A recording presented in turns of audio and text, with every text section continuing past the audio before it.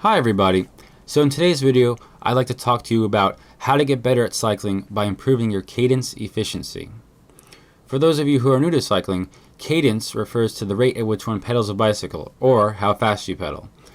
It's measured in RPMs, which stands for revolutions per minute, which measures how many times you're able to make a full 360-degree pedal stroke in 1 minute. So, for example, 90 RPM means you made 90 full pedal strokes in a minute. The textbook rule of thumb for the most efficient cadence is approximately 90 RPM or between 80 to 100 RPM.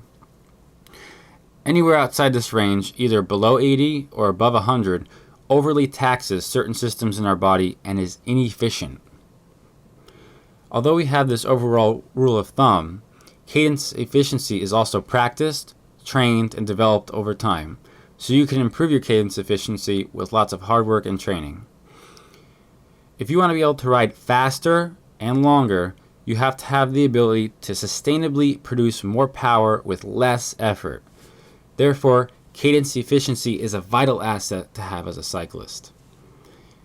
So, I heavily recommend investing in a cadence meter so you can properly measure your cadence so that you can improve your cadence efficiency.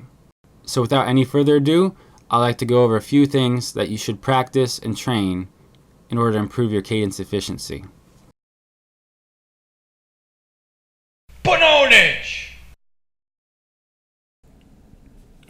Alright, so let's focus on a few things you need. First off, you absolutely need a cadence meter. It's very important that you're able to accurately measure your leg speed.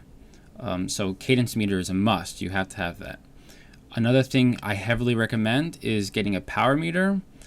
You want to be able to accurately measure your effort level throughout the workout. You don't want to blow up mid-workout and then not be able to make it to the end. And you also don't want to put out too little effort so you don't actually get anything from the workout. So a power meter is very useful there. Another thing I recommend you have is an indoor trainer, because I find that an indoor trainer allows you to focus specifically on what you want to develop and build. In this case, you want to develop and build cadence efficiency. And I find it very useful because I can focus just on that when I'm on the indoor trainer. I don't have to deal with the elements outside, distracting elements such as, traffic, cars, traffic lights, stop signs, wind, uphills, downhills, everything. So there's lots of distractions outside, and I find it very useful to be using an indoor trainer so that I can focus on building cadence efficiency. So what you see me doing here is I'm just warming up gently at about 90 RPM in an easy gear. I always do this whether I'm on the road or outside. I take about 5-10 minutes to warm up.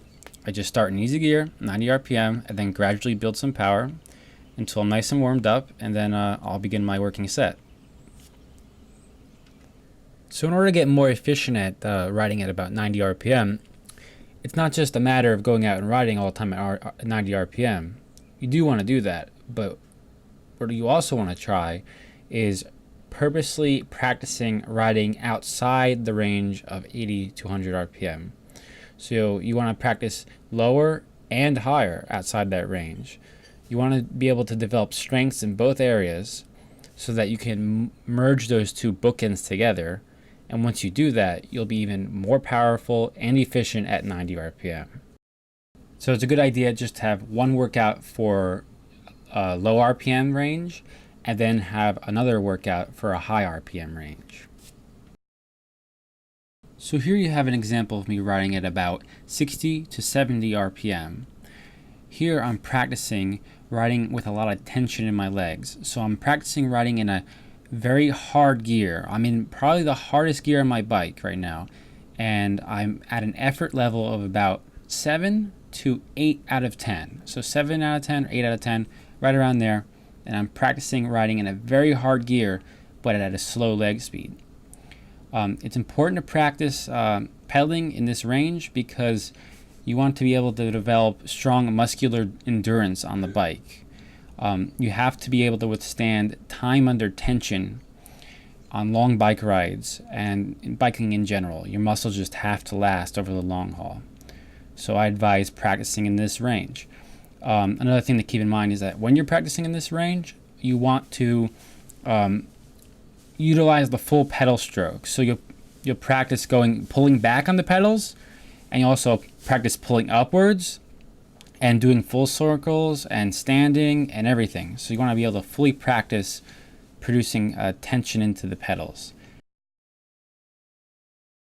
So here you have an example of me writing at a very fast cadence. Here I'm writing at about 110 to 120 RPM, and I'm in a lighter gear. I'm still holding the same amount of power as I was in the heavy gear. So it's still going at about 7 or 8 out of 10 effort-wise, and it's still very challenging. Here, what I'm working on is keeping a smooth pedal stroke, not choppy, not out of control, not only in my legs, but also in my upper body and in my hips. I'm trying to maintain good control at a very fast cadence.